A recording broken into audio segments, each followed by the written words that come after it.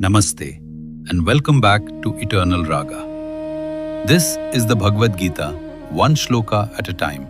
And today we step into Chapter 1, Shloka 17. Yesterday in Shloka 16, we sat with the eldest Pandavas at the edge of the battlefield.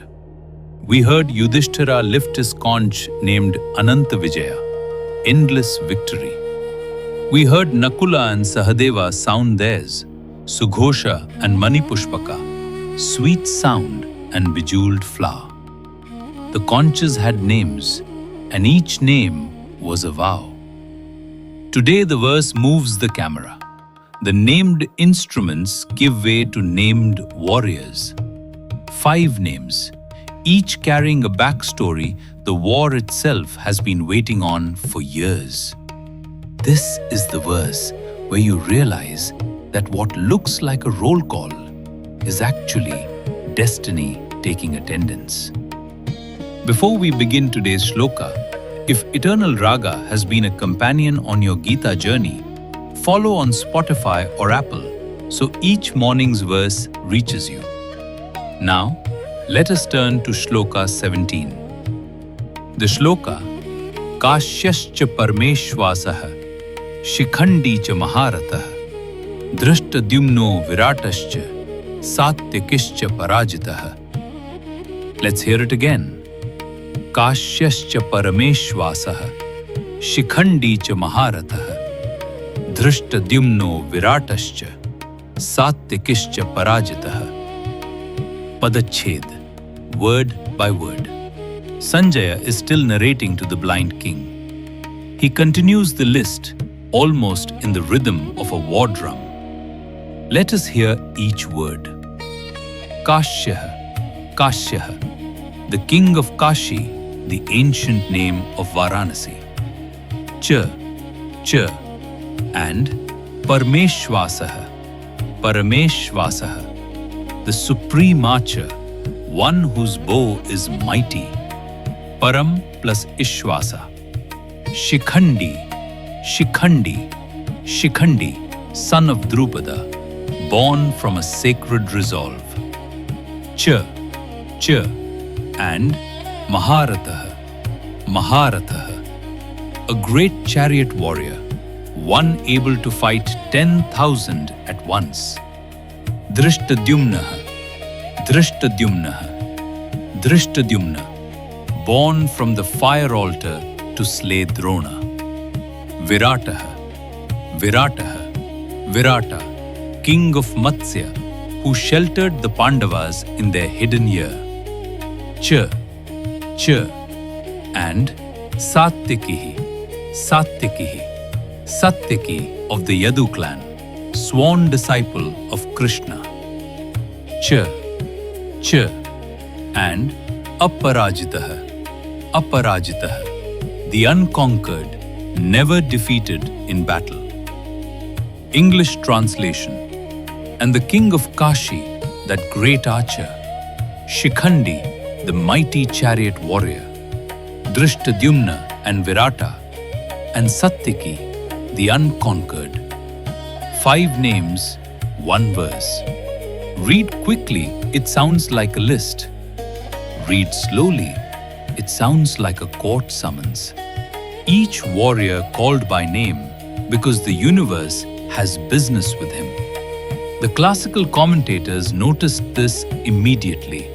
Where Shloka 16 named conches, Shloka 17 names the men who hold them.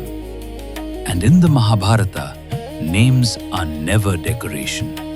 Names are biography compressed into syllables.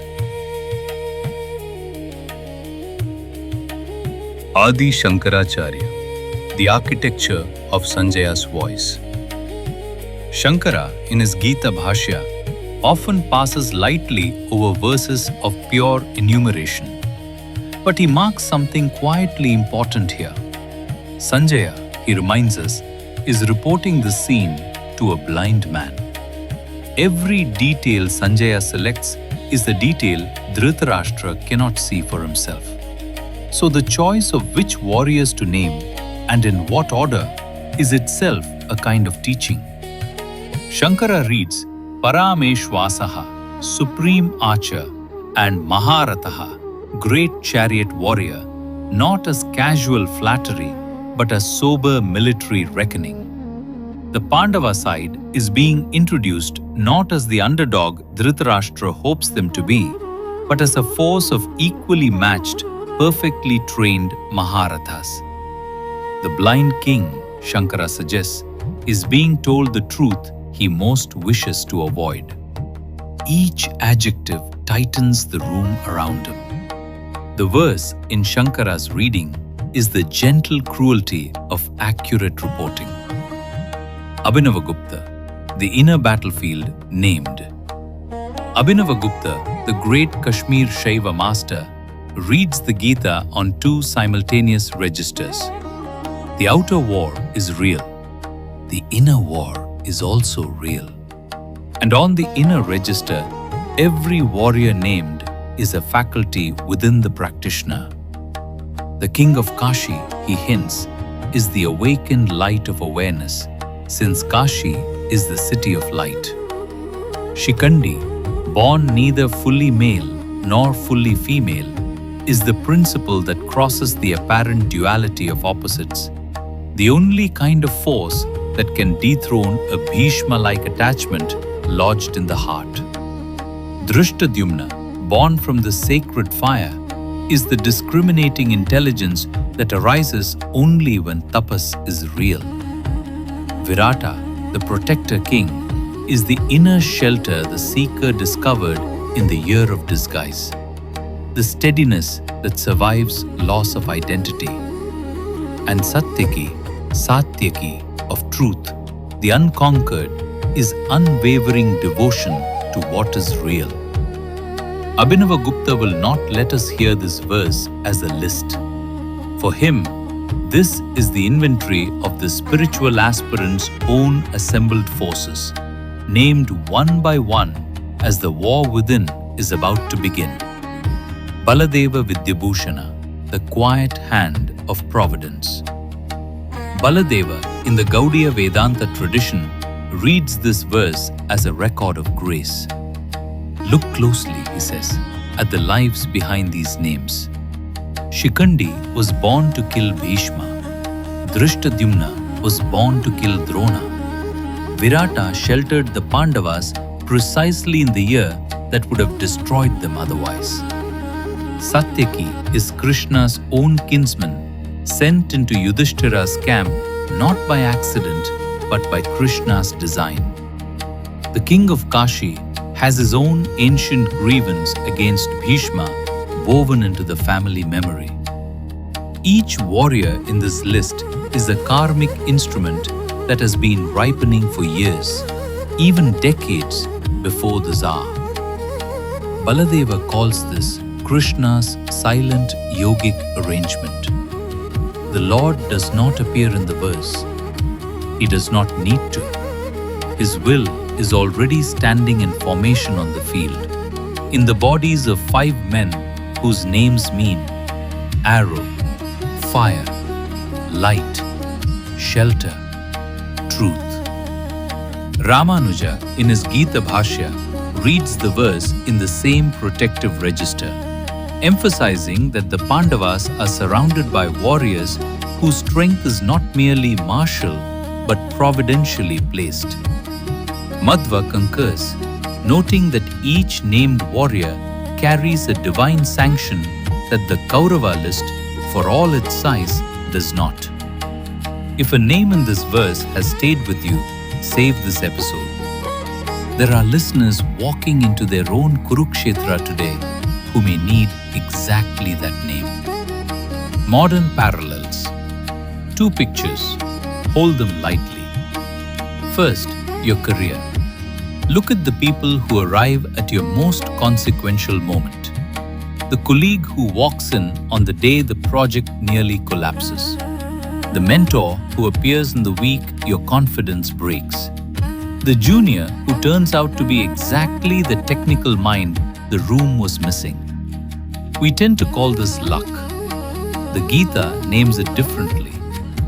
Each of them the verse suggests, has a backstory of preparation that has nothing to do with you and everything to do with the moment you are now sharing. They are not characters who showed up for your scene. They are warriors whose entire arc has been moving toward a battle that turned out to be partly yours.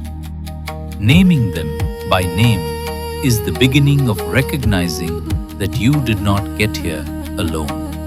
Second, your community. Notice how casually we speak of our team, our group, our movement, the abstract collective. Sanjaya does not do that.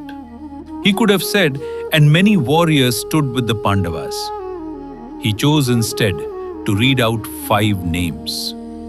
The strength of any cause is not the abstract noun we summarize it with.